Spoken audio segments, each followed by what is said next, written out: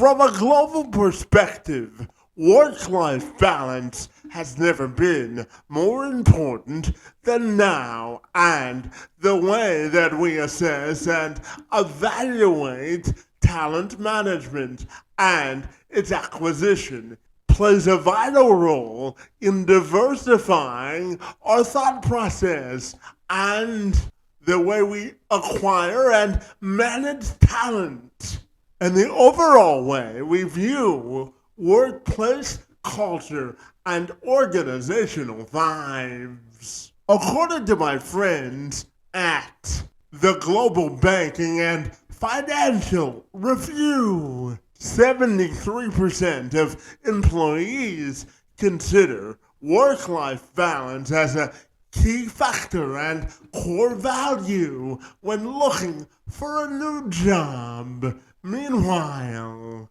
my friends at Fortune magazine report that approximately 69% of today's modern American workforce values work-life balance. However, only about 53 to 54% of chairpersons and CEOs view it as a top priority to implement into organizational culture. Instead, those at the top tend to prioritize harmony and integration over traditional work-life balance. Meanwhile, my friends over at LinkedIn finally report 90% of today's American employees view work-life balance as essentially important to their mental health and ultimately their performance at work. However, 40% of today's CEOs view their own mental health and work-life balance as fair or poor. With this as a backdrop, I'm intrigued to share with you a conversation I had with my friend Kelly McGinnis about executive leadership and how organizational leaders need to value what truly matters.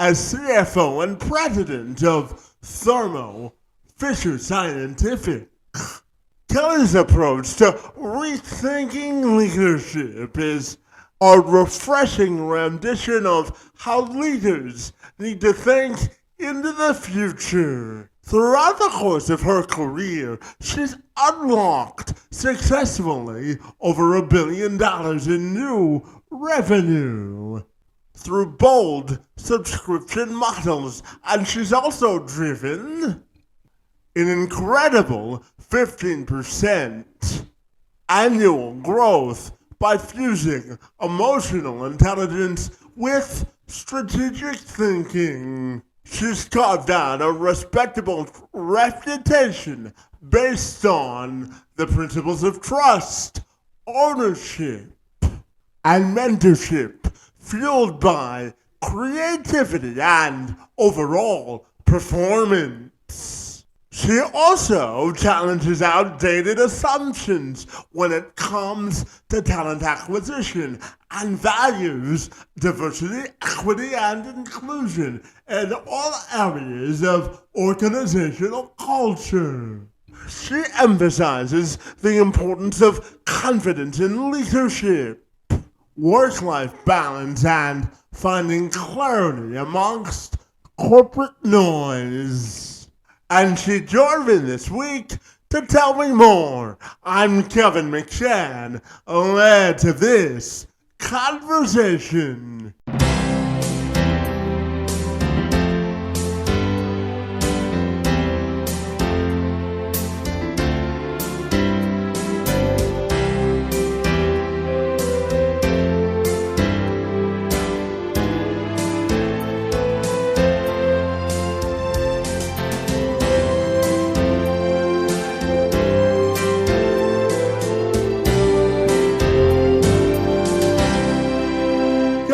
Ready? I'll take a moment to welcome you to the program, and I'm super excited to talk to you about how you're rethinking leadership for executives, my friend. It's great to see you, and happy Thursday to you. Thank you. Absolutely. So, Kelly, in today's modern society, I'm curious to get your take on what it'll take to really rethink leadership so that we can open up more avenues of opportunity for more people. What do you think rethinking a leadership from an executive level means to you, my friend? Yeah. So to me, I operate everything I do under the mindset of more inclusion, more diversity, more different and new thoughts will make the whole business better. The thing is, I think we need to get a lot more programmatic about it, meaning really set criteria for all leaders and all teams when they're hiring to make sure that we're bringing slates of diverse people with diverse backgrounds, with all the things that we need to make success work in our business. And I fully believe that when we do that, the outcomes will be that much different. But we all need to commit to it, which is what I really, really try to do in my position. Absolutely. So you brought up the idea of inclusion at work, and as you know, Kelly, I have cerebral palsy, and it's really important for me to advocate through my professional and personal work for the full advancement of folks with disabilities in the workforce. And as you know, especially in the States, diversity, equity, and inclusion has gone through what I call an extreme makeover, my friend. So how do you think we can still get leaders to value diversity, equity, and inclusion, and fully integrate folks with disabilities into the workforce? What are your thoughts there, my friend? Yeah, so first of all, for me, yes, it has gone through a makeover, and no, I don't like it. So I'll get that out of the way. But moving past that, the best thing that I do that I can do for my teams is give them data that tells me that diversity, inclusion, including folks with disabilities, actually make business performance better. There are all sorts of studies around that, all sorts of studies around that. And I think the way, when you actually put data in front of people, most people are very logical humans. So when I give them data that says, if you hire someone, from this part of the US or this part of the world or with this disability, this female, the results are always better, always better. And so what I tend to see is people start doing it themselves versus just being coerced via other rules. Now, don't get me wrong, I actually think the rules work when we have DEI type initiatives, but absent that in this environment, leading with facts and figures always help. And that's what I do. Well, making the business case is so important, isn't it? Yes.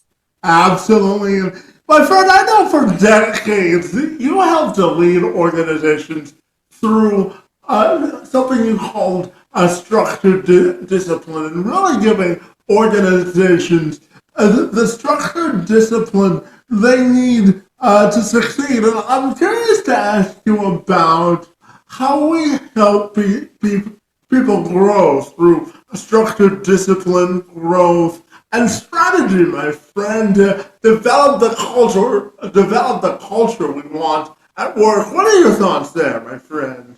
Yeah, I love that question. So, what is super important is for managers, so just specifically the middle level managers, to teach their teams how to think, how to strategize, and how to make decisions. So I'll give you an example.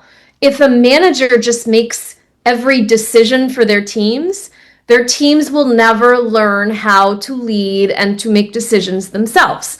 And so I'm a big believer in the managers actually need to let their teams make their own decisions, to not have to go to the manager for every permission to do everything. That is the only way in that structure that people will be able to learn how to lead and how to influence and how to make strategic decisions. And so that is something I'm super passionate about, and it requires people to let go of control. It is a human emotion to want to have more control over everything. It's superhuman and we're all human, but that need to control really stifles growth at the team level. Yeah, absolutely. So, as leaders, what's your definition of being an effective delegator for people who lead organizations, my friend? Yeah. So I have a rule and I use it every day and also in my calendar. Am I uniquely suited or qualified to do this? If the answer is yes, I do it. If the answer is no, I delegate it. And the things that come across my desk, 70% of them fall into the delegation category because me personally, I'm not uniquely qualified to do it myself. And so I let other people do it. And that's exactly how they learn. Yeah, absolutely. And I know that you are someone who believes that in the power of curiosity to help drive, culture and strategic adaptability for CEOs, my friend. So tell me about the importance of implementing, the curious nature in order to drive organizational culture. What are your thoughts there, my friend? Yeah. So you hit it perfectly. Curiosity is the difference for me between someone who's going to be very successful and someone who's going to stay kind of stagnant in their role. Because the people who are curious are going to ask lots of questions. They're going to ask enough so that they understand not just their specific role, but everything that comes after that, like how the product is made and how the customer makes money and how the acquisition we just made is super strategic. Those people treat information like air. The people that just think they know the answer and are not super curious end up getting quite pigeonholed into the corner. And so I actually, when I am rating my top team at the end of the year, the people highest on curiosity tend to get rated higher in my world. The people that are kind of just pigeonholed into their group and don't ask a lot of questions are generally the less performing ones. And I give very specific feedback about that so that they can learn and develop to be successful. Yeah, absolutely. And, Ken, I'm also curious to ask you about the whole concept of empowering employees. Because when I talk to organizations about diversifying their workforce, I always tell them that it's important to give your employees a sense of autonomy or empowerment to make their own decisions, as we talked about earlier. So, in that context, how do you think we can transform vision into reality while also allowing the people that were in charge of leading to have a slice of the decision making pie? What are your thoughts there, my friend? Yeah. So, one, we actually need to hold leaders accountable and measure them on their ability to empower and let other people make decisions. We have to hold those leaders accountable. As an example, I am very much held accountable for, do I need to do everything myself or do I delegate? And if I do, it shows up in my performance rating. If I don't, it also shows up in my performance rating. As an example, about 5 to 7 years ago, I was told by a very good mentor of mine that if I didn't figure out how to delegate, I could never scale to be the big leader that I wanted to be ultimately. He told me very much straight up. And so, because he was accountable and because he was giving me the feedback, I was able to develop. That's the first thing. The second thing is we actually need to, when we delegate decisions, we actually need as leaders if an employee with the decision happens to make the wrong decision, we help them. We don't judge them. We help them learn why the decision as such turned out one way versus another way, and just how to think about it. We cannot create fear in a company. And that's something I tried to promote in my team also. Yeah, absolutely. Now, I want to know about your role as CFO and President of Thermo Fisher Scientific, my friend. When you take a hands-on approach to redefining leadership, my friend, and I know we talked about redefining leadership to start our conversation today, but I wanted to also ask you about, the shift that you think leaders have to take to really take a more holistic view to redefining leadership, and what makes you so fabulous in your current role, my friend? Yeah, so I think for me and for any leader that is going to succeed in this day and age, it's no longer just about results on a piece of paper, because results on a piece of paper are not always going to be positive or consistent. What is super important for every employee, especially the younger folks coming into the workplace, is they want to feel like they are connected to their leader, that they understand a vision, and that they really, really feel supported, and that they feel like they're following something that they believe in. Those types of things were not at least as outwardly important to my parents, who are baby boomers. They weren't as important to my parents at that age, but the people that are coming in, if you don't create an environment where people feel like they follow the vision, they follow the people, they feel valued, they will not work at your company anymore. And that's actually, I think, of a bit of a shift in the last generation. Yeah, absolutely. And Kelly, I'm interested to get your take on the difference between authentic leadership versus transactional leadership, because employees can pick up on that rather quickly, and I think it's directly tied to productivity in the workforce. So tell me your thoughts on the difference between a transactional and authentic leadership, because I think there's a significant difference, and I'm wondering your thoughts there as well. Yeah, there definitely is. So, transactional leadership to me is you only talk to your team when you need something, or you only talk about business, or you only talk about the outcome, and you're really just aligned to getting to the ultimate outcome, which is really a transaction. Authentic leadership to me means your team understands who you are. You're vulnerable enough to let them understand when you're having an okay day or not the best day. Example, I have a 2-year-old, and my whole team, though, understands that for me as a working mother with a 2-year-old leading a big team, that's not always the easiest thing. And instead of my team thinking it a weakness for me, they actually think it's a strength, because I'm being more vulnerable with them in what I need, and it makes them open up to me a lot more. And I actually think that followership that creates is a differentiator between that and when people just view things more transactionally.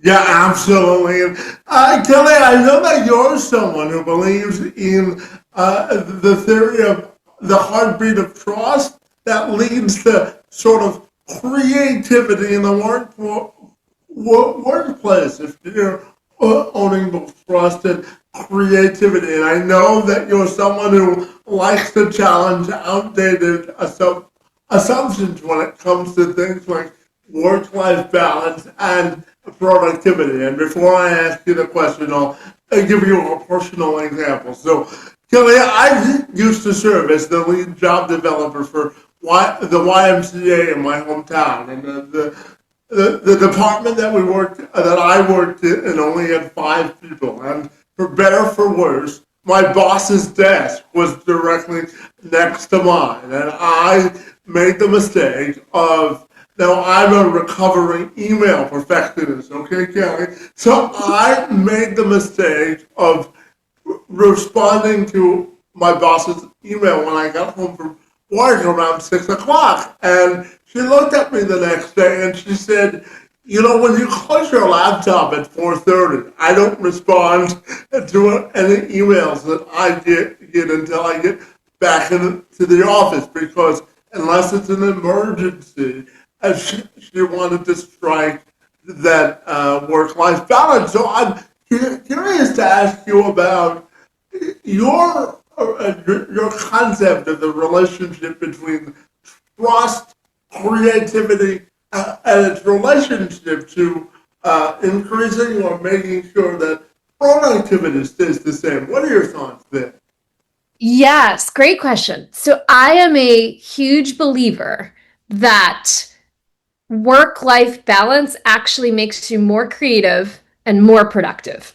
Because if you actually try very hard to create that balance or that harmony, you're making choices about what is important and what isn't. So my personal example is when I became a mother, so I also lead thousands of people on my team, and I'm also the mother of a 2-year-old. And when that come, and I tried to be a very present mother as well. So when you're trying to deal with those two things, you are forced to make choices about what matters and what doesn't matter. And if it doesn't matter, you either delegate it or you don't do it at all. And before I had my son, I don't think I was the best at that because I had a little bit more time. Now I try, to your point, I try to be out at 4 so I can spend time with him between 4 and when his bedtime is around 8. And that requires me to make really good choices and to be okay with disappointing people sometimes. And I don't mean that in a mean way, but sometimes if someone is asking me for something or asking for my time, sometimes I have to say no to protect that boundary from a work-life perspective. And I think people can be kind of uncomfortable with that themselves. Yeah, absolutely. And, you know, Kelly, I also wanted to talk to you about mental health in the workplace because Forbes, they did a study last year that said according to 69% of people and their managers, employees thought that they were more productive if their manager valued their mental health. And it also goes on to talk about the importance of mental health at work and the effects on a partner if you're in a relationship. So I'm wondering your thoughts on the importance of emphasizing mental health as employment leaders and how the return on investment is sort of amplified if you value mental health of your employees as a leader. What are your thoughts there, my friend? Super important. And it's also simpler than I think managers and senior executives think because people, if you just ask someone, how are you doing today? How can I help? Is there something you're experiencing at work that could be better? And how do I do that? If managers just asked that at some level of frequency and the team and the employees trusted the manager, they would tell them when they're not feeling well. I generally know when my team members are going through something personal or they have a conflict at work or they're just down for whatever reason because they tell me and I ask. And because they tell me and I ask, they feel more connected to me. And if they need a break for their mental health to just take a leave, they do it and then they come back.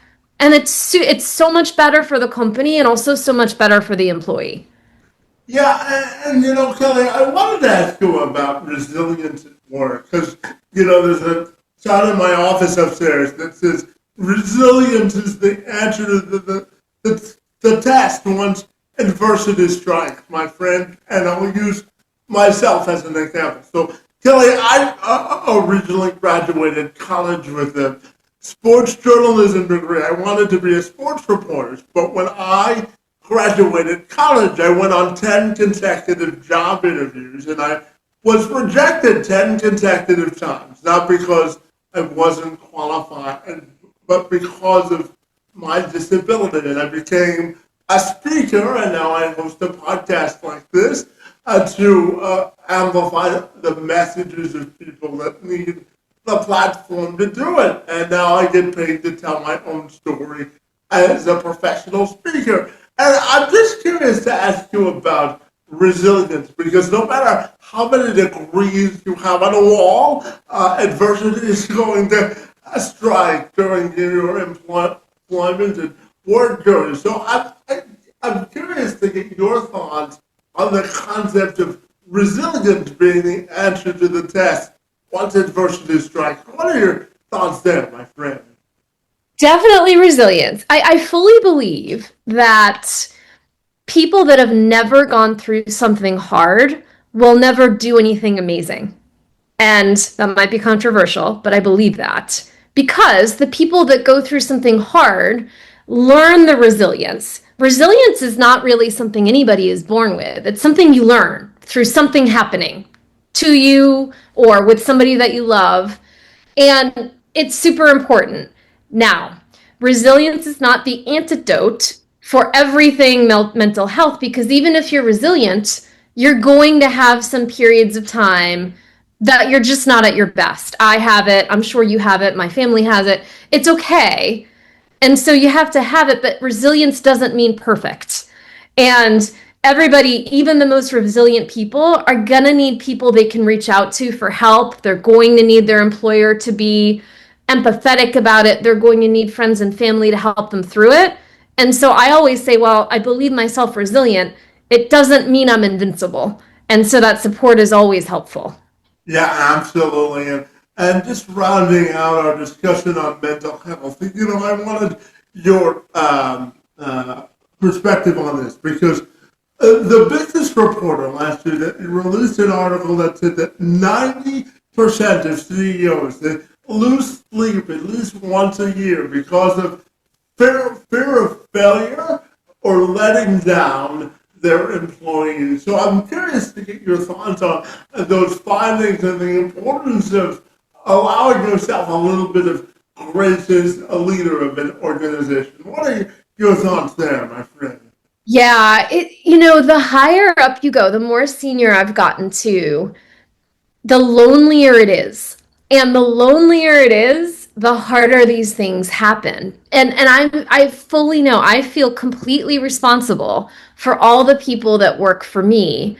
And that can be really hard. And so I always tell people, CEOs and senior leaders, before anything else, they're human, which means they will make mistakes. They will sometimes say something they don't mean. They will sometimes be imperfect. They will sometimes make a dumb decision.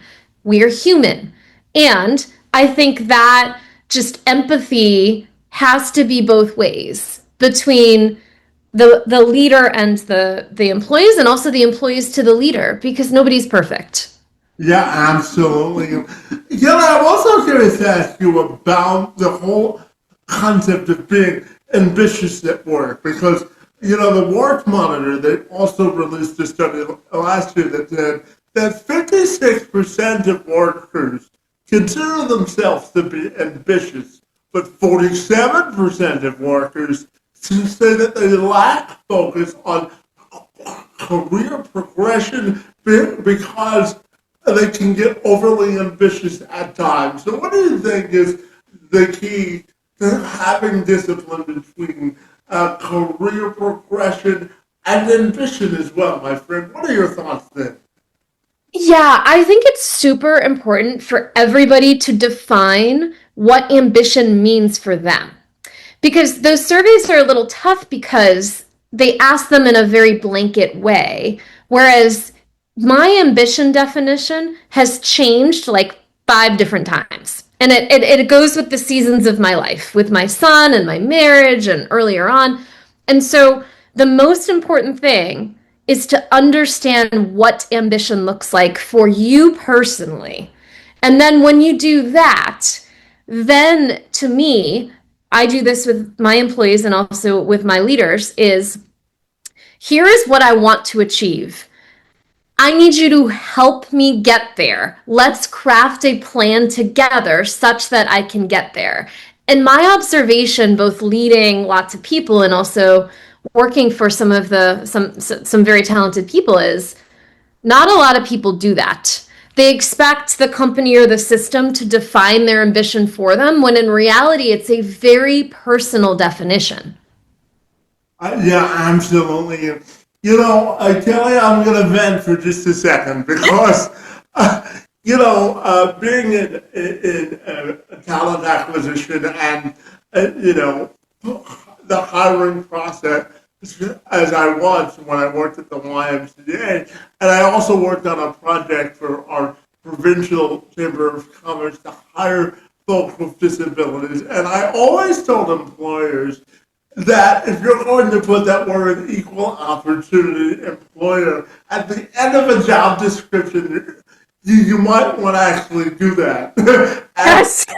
and consider being an equal opportunity employer. So I'm curious to ask you how managers and hiring managers can rethink the talent acquisition process, because there are some instances, Kelly, where I think it's more important to fit the job to the person rather than always fit the person to the job. So I'm curious to ask you, how do you think hiring managers and organizational leaders can rethink the talent acquisition process? What are your thoughts there, my friend? Yeah. So my first thought is we can't just go to the same types of sourcing mechanisms that we always had ever. Because if you do that, the only thing that happens is you get the same types of candidates over and over and over. And those same types of candidates from the same pools you're used to pulling from will tend to look exactly the same. Same experience, look the same background, etc. So we actually need to do something different at the beginning. That's both internal talent acquisition, and also many times we use a firm as well. And so, particularly when I'm using a firm, because I do sometimes, I will say, this is my starting bullet point around the job description. It's not static. So if you've got good people that are coming in that don't perfectly fit this, bring them in.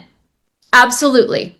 And then I can kind of give and take on the certain qualifications versus other things. And what I found is, in talent acquisition, everything is a series of choices. There is no candidate on the planet, if you put a spec together, that will fill it all. 0% of the time. And so everything becomes a choice of different skills and backgrounds, and diversity is just as important as many other things.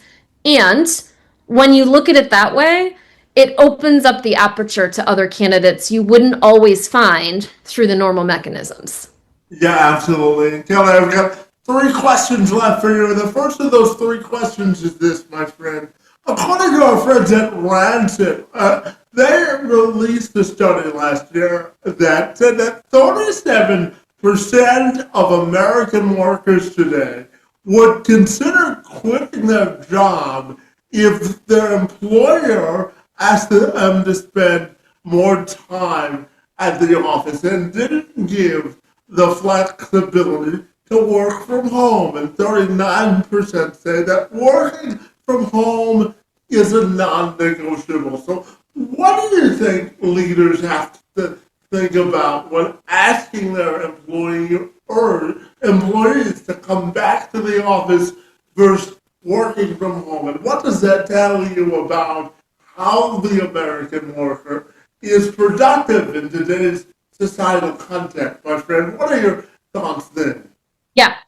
So flexibility is not going away, and it can't.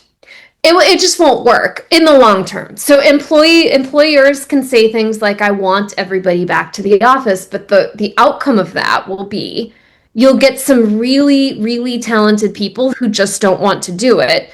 And by the way, even though mostly I am in the office, flexibility is a way of life for me at this point, meaning Sometimes I leave at 3 to go get my son. Sometimes I show up at 10 because he's got something in the morning. Flexibility has to be there no matter what.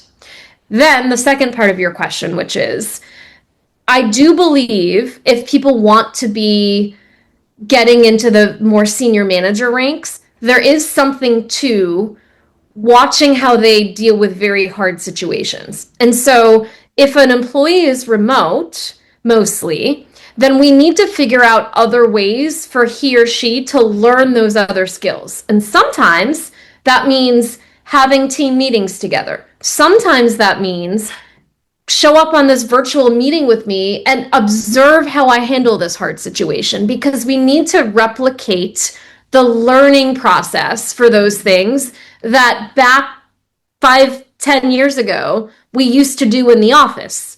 We just need to find a more modern way to do it now. Yeah, absolutely. You talked about being a mom a couple of times during our conversation. So I'm curious, being a senior leader yourself and a working mother, I'm curious to your message to modern working moms and leadership roles, or just modern working moms in general, about the sense of knowing their value and the importance of empowerment at work and at home, my friend. What are your thoughts on the modern working mother knowing their value in today's workplace, my friend? Yeah. So I'll start by saying being a working parent, and even more specifically a mom, because still this day and age, still mothers carry most of the caregiving work, is not easy. And so what I always tell working mothers is, don't think it's going to be perfect all of the time. You don't need to be perfect. And so just if I forgot to make homemade cookies or something for my son one day, it happens. I'm not going to beat myself up about it. Same thing with work. If I have to miss a meeting that isn't that important, it's okay. You have to let yourself be okay with not being perfect. And it's amazing. Once I started decluttering the things that filled my day, I actually got better at my job than I was before. And so when I talk to mothers, it's always really figure out how to parse out all the stuff in your world that doesn't matter because you just won't have time anymore. And if they do it right, if we do it right and we don't blame ourselves for everything, we can actually be better than we ever were before. Yeah, absolutely. And, my final question is a two-part question, and I want to know about how you view your own personal and professional legacy, but I also know that striking a work-life balance, as we talked about earlier, is extremely important to you. So how do you want your legacy to be defined from a personal and professional standpoint? And then secondarily, your final message about the importance of striking that work-life balance, because we're all human and there's only 24 hours in a day, my friend. So what's your final message when it comes to being an effective balancer of work and life, my friend? Yeah. Okay, so first part of the question, I no longer care about whatever title I hold at the end. I only care about how my team and my family will remember me, in that, did I help them achieve something that they wanted to achieve? Did I support them in doing something that they wanted to do? And a third angle is, can I really focus my philanthropic efforts in a way that makes a difference, a real difference, not just a fake difference, a real difference? And so my legacy really has nothing to do anymore with my title, but more, what can I actually achieve with the people that I care about and with the people that work for me? And then the part two question on work-life balance and ambition and all of that, I think I want to let people know that your definition of ambition changes many times over your life. Like I said, mine probably changed 5 times. Embrace the change. It's okay. Embrace the change. What looked good to me at 25 doesn't look good to me anymore. And that's okay. The goalposts can change. And then also embedded in that, as the definition of ambition changes, you'll have much different your view of what's important and not important changes also. And you actually need to change your calendar allocation of where you're spending your time, because what matters to you, all you really need to do to decide to find out what matters to you is look at your calendar.